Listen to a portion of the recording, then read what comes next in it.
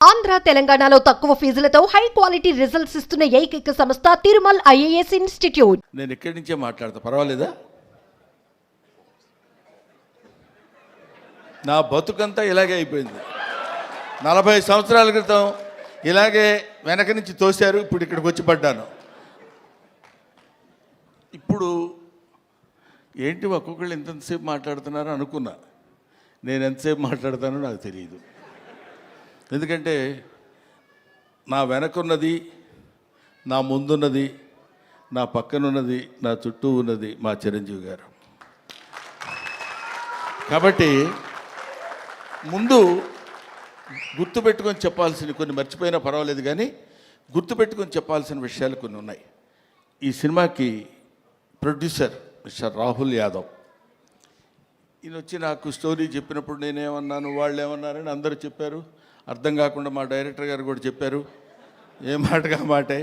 కానీ మేమందరం కలిసి కూర్చుని చేసేటప్పుడు ఒక ప్యాషన్ ఉన్న ప్రొడ్యూసర్. జనరల్గా ఊరికే ఏదో డబ్బు ఇచ్చేసి సినిమా చేసేయండి అనటం కాకుండా, సినిమా ఇలా తీస్తే బాగుంటుంది, ఇలా ఉంటే రాత్రి 7:30 వరకు, ఇవాళ మార్నింగ్ 7:30 వరకు కూర్చుని పనిచేసినటువంటి అతి తక్కువ మంది కుర్ర ప్రొడ్యూసర్స్లో నేను చూసింది రాహుల్ యాదవ్ని. I feel proud.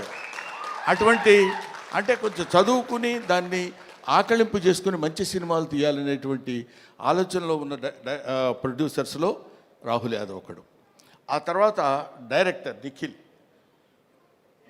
నిఖిల్ తను ముందు అసలు ఫస్ట్ ఒక 3 days నన్ను, ఇంకా ఇది ఇప్పుడు మన రఘుబాబు లాంటి వాళ్ళను, లేకపోతే ఒక రాజీవ్ కనకాల లాంటి వాళ్ళను చూసినప్పుడు ఒక చిన్న, అంటే నేను వీళ్ళని డైరెక్ట్ చేస్తున్నాను అనే దాని నుంచి ఒక 3 days కొంచెం తప్పుకోవడానికి కష్టపడింది. ఎందుకంటే వెరీ వెరీ గుడ్ బాయ్, దానితో పాటు వెరీ ఇంటెలిజెంట్ బాయ్.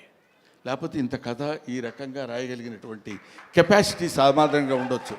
ఇది తాత మనవడు గురించి చెప్పేది.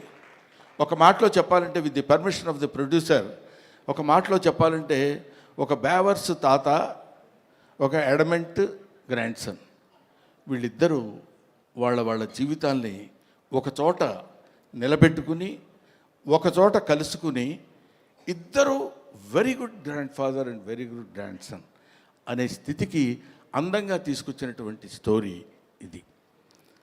తర్వాత ఇది వ్యాలంటైన్స్ డే రోజున రిలీజ్ చేస్తున్నాం అన్నారు. వ్యాలంటైన్స్ డే అంటే ప్రేమికుల దినోత్సవం. ప్రేమికులు అనగానే మనం వెంటనే టీనేజ్లో అమ్మాయిలు అబ్బాయిలు ప్రేమించుకోవటాలు అనేది అది కామన్ పాయింటే.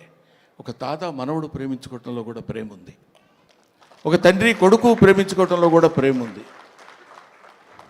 ఇలాగా ఒక స్నేహితుడు మధ్య కూడా ప్రేమ ఉంటుంది. అది ప్రేమ ఈజ్ యూనివర్సల్.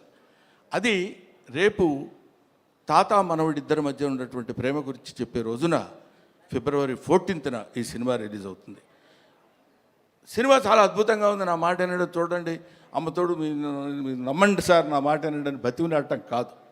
సిన్సియర్గా సినిమా బాగుంది అని అబద్ధం చెప్పకుండా చెప్పేటువంటి స్థితి నాకు నా సినిమా చూసిన తర్వాత కలిగింది. అందువల్ల మీ ముందు చెప్తున్నాను.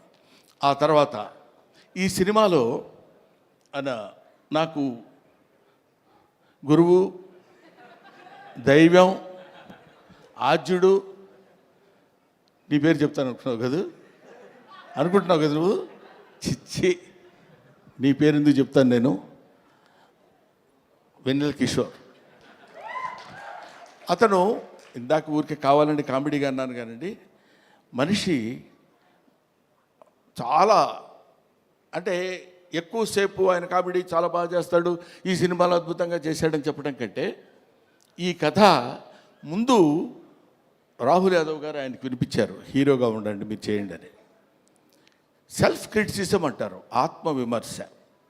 ఆ కథ నేను విన్న తర్వాత అతను, నేను లాభం లేదండి ఈ సినిమాలో నేను ఆ క్యారెక్టర్ చేయలేను హీరోగా.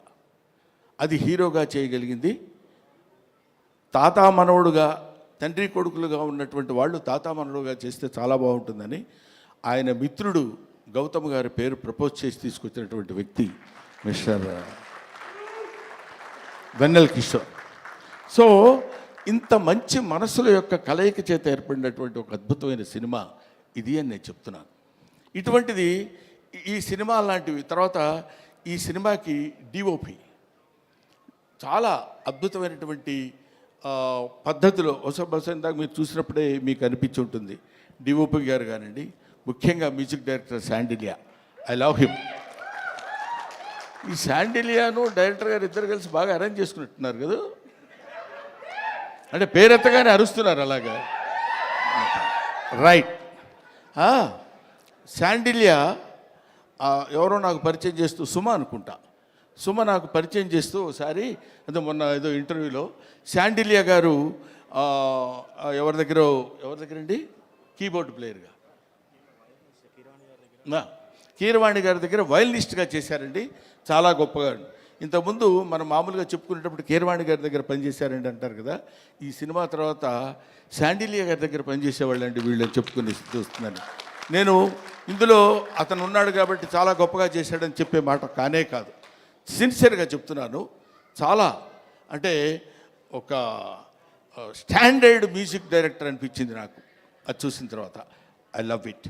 ఇది అయిపోయింది ఇంతవరకు. ఈ తర్వాత ఇంకెవరిని మిగిలిపోయారా? ఎవరు మిగలలేదు. ఇంకా గెస్టుల జోలికి వచ్చేయచ్చు మనం. గెస్టులు మీరు గెస్ట్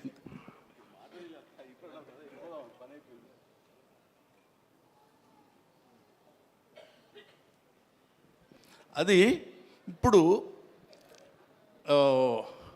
అనిల్ రావిపూడి మా అబ్బాయి చెప్పాడు ఇందాక, ఈవీవి సత్యనారాయణ గారు ప్లస్ జంజాల గారు ప్లస్ ఎస్వి కృష్ణారెడ్డి గారు ప్లస్ రేలంగి నరసింహారావు గారు వీళ్ళందరినీ ఒక మిక్సీలో వేసి గిర్రుని తిప్పితే అనిల్ రావిపూడి. వీళ్ళలో ఎక్కడ ఏది ఎంతవరకు వాడాలో అంత అద్భుతమైనటువంటి కామెడీని ఈ రోజుల్లో పండించి తనకంటూ ఒక ప్రత్యేకమైన స్థానాన్ని తెచ్చి this is the power of comedy అని ప్రూవ్ చేసినటువంటి director today, that is Anil Ravipudi. This is the power of comedy అని ఊరికే నేనేదో సౌండ్ పెంచి మాట్లాడుతున్నానని కాదు, 300 crores కలెక్ట్ చేసినటువంటి సినిమా తీసినటువంటి వ్యక్తి. సో అటువంటి అనిల్ రావిపూడి ఆయన డౌన్ టు ఎర్త్, పిలవగానే అలాగే గురుగారు డెఫినెట్గా వస్తాను అని చెప్పొచ్చారు. ఆ తర్వాత మనందరం తెలుసుకోవాల్సినటువంటి వ్యక్తి, మనకి ఆదర్శప్రాయమైనటువంటి మనిషి అని అనొచ్చు, అనటానికి పెద్ద ఏమీ ఇబ్బంది పడాల్సిన అవసరం లేదు. నాగ అశ్విని గారు, ఆయన కల్కి సినిమా డైరెక్టర్. మామూలుగా ఒక సినిమా డైరెక్షన్ చేస్తేనే అసలు డోర్ దగ్గరే కారు ఒకటి తీస్తాడు, అది తీసి ఫ్యామిలీ అనుకుంటూ వచ్చే రోజుల్లో ఒక సినిమాలో కామెడీ క్యారెక్టర్ ఏదో చేస్తే అద్భుతంగా పండిపోతే నా అంత టోళ్ళు లేడు అనుకునే రోజుల్లో ఆయనకు ఒక కారు ఉంటుంది. అది ఎవరి కోసమో వాళ్ళందరినీ మెప్పించడం కోసం పెట్టే కారు కాదు, తన పద్ధతి, తన విధానం, తను very very very what is human being అనేది ఎలా ఉండాలో మనం నేర్చుకునేటువంటి అతి తక్కువ మంది ఈ రోజుల్లో భూమి మీద సంచరిస్తున్నటువంటి రోజుల్లో నాగాశ్విన్ ఒకడు. I love him, I respect him, I admire him, everybody should admire him. ఇవాళ మనం మాట్లాడుకుంటూ చెప్పే విషయం అయిపోయారు. రఘుబాబు అనుకుంటున్నాడు నా గురించి చెప్పడేంటి, వాడు మన సుధాకర్, కమెడియన్ సుధాకర్ కొడుకున్నాడు అక్కడ బెన్నేని. వీళ్ళందరూ కొంతమంది ఉన్నారు. ఆడపిల్లల విషయం కన్ఫ్యూజ్ అవుతాను పేర్లు, మీరు మాట్లాడితే తాత తాత అంటున్నారు. నాకు చాలా సంతోషంగా ఉందండి. ఎంత సంతోషంగా ఉంది తాత అంటే. అసలు మరీ ఈ అమ్మాయి అయితే రావడం తాత అనుకుంటూ వస్తుంది సెట్లోకి. అంత మరీ వినపడేట్టు అరవక్కర్లేదులేమ్మా, తాత అనే క్యారెక్టర్ తెలుసు కదా, దానికి ఎందుకు దాని గురించి అని. సరే, ఆడపిల్లలు వాళ్ళ మేరకు అందరి చేత అద్భుతంగా నటింపజేయించినటువంటి దర్శకుడికి, వాళ్ళకి అవకాశాన్ని కల్పించినటువంటి ప్రొడ్యూసర్ గారికి అందరికీ నా హృదయపూర్వకమైన నమస్కారాలు తెలియజేసుకుంటూ, ఎవరినైనా మర్చిపోయి ఉంటే క్షమించండి, లేకపోతే లేదు, అది మీ ఇష్టం, నేను దానికి ఏం చెప్పలేను. పోతే one and only that is megastar Chiranjeevi. Megastar Chiranjeevi గారి గురించి కోర్స్ ఆయన గురించి మాట్లాడటానికి నా ఒక్కడికే క్వాలిఫైడ్ మ్యాన్ అనుకుంటున్నాను. నేను 40 సంవత్సరాల సుదీర్ఘమైన ప్రయాణం ఆయనతో, నా 4 decades. ఆయన ఖైదీ సినిమా చూడటం కోసం భీమవరంలో, అప్పుడు అత్తిరి కాలేజీలో లెక్చరర్గా చేసేవాడిని. భీమవరం వచ్చినప్పుడు పని మీద హడావుడిగా వెళ్ళిపోయి ఆ సినిమా చూసి వచ్చి ఎవడో కుర్రాడు భలే చేస్తున్నాడు రా అసలు ఏదండి అదే చెప్తున్నాను. భీమవరం నేను అత్తిలి అంటే it's neither a village Nar a town కావాలనుకుంటే కొంచెం సిటీ లాంటి ప్లేస్ కావాలనుకుంటే భీమవరం వెళ్ళేవాళ్ళం. అప్పుడు నా మిస్సెస్ ప్రెగ్నెంట్గా ఉంది. ఏడ్రా ఎక్కడ ఉన్నా నేను గబుక్కుని ఎవరినో చూపించినట్టు ఉన్నప్పుడు తన్ని తీసుకుని భీమవరం వెళ్ళి భీమవరంలో చెకప్ చేయించుకొని అది పాజిటివ్ వచ్చింది అనగానే గబ పరిగెట్టుకుంటూ ఆవిడని లాక్కుని ఆల్మోస్ట్, ఎందుకంటే ఆ సినిమాలో ఫస్ట్ ఫైట్ బిగినింగ్లోనే ఫైట్ ఉంటుంది, ఇది ఖైదీ ఫైట్. అంతవరకు అట్లాంటి ఫైట్ చూసిన వాళ్ళు లేరు. ఇవాళ చిరంజీవి గొప్పోడయ్యాడు, చిరంజీవి చాలా గొప్పోడయ్యాడంటే he's the trend setter. Trend setter అంటే మనం to be frank with you, fights అంటే ఒక రకంగా చూసినటువంటి వాళ్ళం, ఇదేంటి ఇలా కూడా ఫైట్స్ చేయొచ్చా, ఇలా కూడా చేస్తారా అనేటువంటి ఒక దిగ్భ్రాంతిని కలిగించినటువంటి ఆనాడు ఒక ఫైటర్, ఫైట్ మాస్టర్స్కి ఈయనకి ఏం చెప్పాలి అనేటువంటి ఆలోచనలో పెట్టినటువంటి వ్యక్తి చిరంజీవి గారు. ఆ రోజు ఖైదీ నుంచి ఈ రోజు వరకు ఆయనతో ఎన్నో ఎన్నో ఎన్నో ఎన్నో సినిమాలు చేశాను. అది పక్కన పెడితే ఆ తర్వాత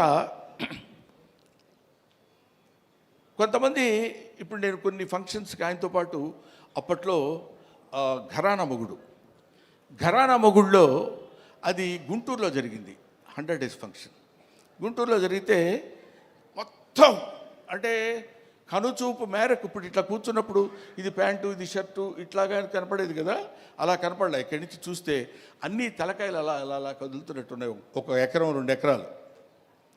అది Chiranjeevi charisma on the stage. అది నేను చూశాను కాబట్టి నేను ఒక్కడే ఆ విషయం చెప్పగలను. అది ఆయన కారులో లక్కీగా ఏంటంటే అప్పుడు బ్రహ్మానందం చిరంజీవి గారికి చిన్న అల్సేషన్ డాగ్లో ఉండేవాడు. అంటే ఆయన రక్షిస్తాడని కాదు, ఆయన కారు ఎక్కితే గబుక్కని డాగ్ కూడా ఎక్కి కూర్చుంటుంది. అది Brahmanandam place on those days.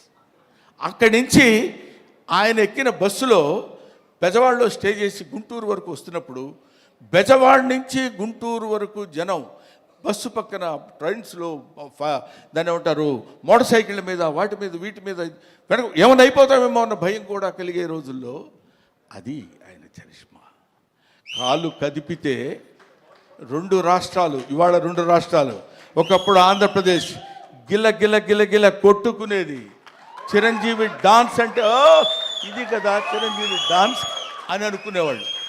Dance song చెయ్యటం అంటే that credit goes to Chiranjeevi only, one and only.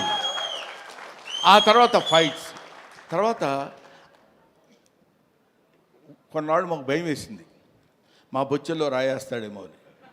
అంత బాగా కామెడీ చేస్తాడు ఆయన. అది చూడండి, అది ఏమీ ఎరగనట్టు అట్లా ఫేస్ పెట్టి ఇలా అన్నట్టు, ఎంత మేమందరం సరదాగా కామెడీ సార్ ఏ కిషోర్ నువ్వు కూడా చేసినట్టున్నావు కదా, ఏముంది సార్ అన్నట్టు ఉంటుంది. కానీ మన భయాలు మనకు ఉంటాయి. అది అనేక రకాలైనటువంటి, ఇప్పుడు ఎవరు నేర్పారమ్మ ఈ కొమ్మకు పూలిమ్మని రెమ్మకు అన్నట్టు, ఎవడు నేర్పాడు ఈయనకి హార్స్ రైడింగ్? ఎవరు నేర్పాడు? ఇవాళ నేర్చుకుంటానికి వాళ్ళ ఫాదర్ హార్స్ రైడింగ్ నేర్చుకోరా అని చెప్పి అక్కడికి పంపించరా, తనే నేర్చుకున్నాడు. కొదమసింహంలో అలా పట్టుకుని కౌబాయ్ లాగా క్యాప్ పెట్టేసి వెళ్ళిపోతున్నాడంటే దట్ ఈజ్ చిరంజీవి. అసలు బంగారు కోడి పెట్ట అన్నప్పుడు ఇదిగో ఇది 25 years బ్యాక్ చరిత్రని ఇప్పటి వరకు మీరు గుర్తుపెట్టుకుని ఉన్నారు. That is Chiranjeevi. ఊరికే నేను చిరంజీవిని పొగట్టం కోసం నేను ఇవాళ రమ్మలేదు. ఆయన ఇవాళ యాక్సెప్ట్ చేసి ఇక్కడికి వచ్చి ఏది చేసినా అదొక అద్భుతం, ఏది చేసినా అదొక ఆశ్చర్యం. కొన్ని ఆశ్చర్యాలు మనం చేయలేము, అవి కుదురుతాయి అంతే. Wonders cannot be made, they happen. అటువంటి ఆశ్చర్యకరమైనటువంటి జీవితాల్లో జన్మల్లో ఒక జన్మ చిరంజీవి గారిది. ఇంకా చాలా చాలా చెప్తూ, అందుకనే ఆయన్ని ఊరికనే చాలా గొప్పవాడండి చాలా గొప్పవాడని కాకుండా కారణ జన్ముడు అనటానికి రీజన్ అది. ఇటువంటి కారణాల వల్ల పుట్టినటువంటి వ్యక్తి. ఇందాక నుంచి ఇప్పుడు అమ్మాయి మాట్లాడుతున్నప్పుడు చిరంజీవి గారు మిమ్మల్ని చూస్తూ అని కళ్ళ నీళ్ళు పెట్టేసుకుని ఆ యాంగ్జైటీ, ఎక్సైట్మెంట్ నేను చూశాను చాలా చోట్ల. ఆయన పక్కనే ఉంటుండేవాడు కదా, వెళ్ళినప్పుడు ఏమన్నా వచ్చేసి గడగడ పడుకుని ఇలాంటివి ఎన్ని ఎన్ని ఎన్ని ఎన్ని చూశాడు.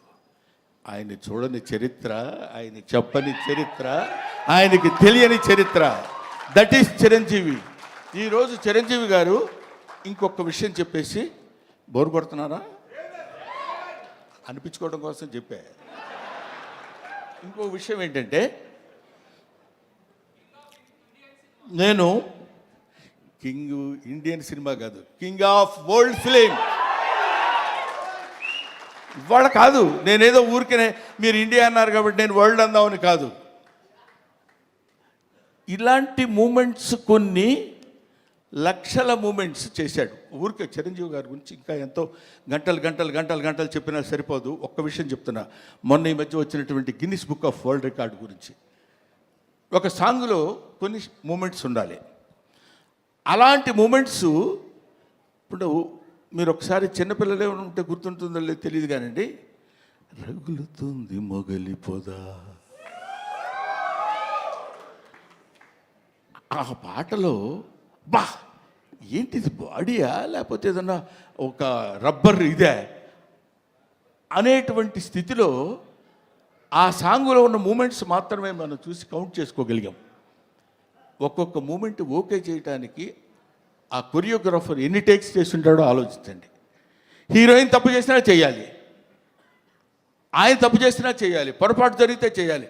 అలాంటిది ఒక్కొక్క పాటలో కొన్ని 500 సార్లు 1000 సార్లు రిహార్సల్ చేసి ఉంటాడు ఆయన. అలాంటి పాటలు ఎన్ని సినిమాల్లో చేసి పాట, డాన్స్, కొరియోగ్రఫీ అంటే చిరంజీవి. కొత్త వాళ్ళు ఎవడన్నా వచ్చాడంటే ప్రభుదేవాకి ఆ రోజుల్లో చెప్పి దా నువ్వు చెప్పు చెయ్యి ఏం చేస్తావని జగదేక వీరుడు అతిలోక సుందరిలో చేస్తుంటే అది ఈయనకి ఏం చెప్పాలి ఎలా చెప్పాలి అనే లారెన్స్ మాస్టర్ దగ్గర నుంచి తిప్పలు పడ్డాయి నాకు తెలుసు. అటువంటి చిరంజీవి గారి గురించి ఇంకా చాలా చాలా చెప్పచ్చు. ఇప్పుడు ఎంత ఎదిగినా అంత ఒదిగి ఉండేటువంటి మనస్తత్వం కలిగిన వాడు చిరంజీవి అంటానికి నా బిడ్డ విషయంలో జరిగిన చిన్న సంఘటన చెప్తాను. ఇంతటితోటి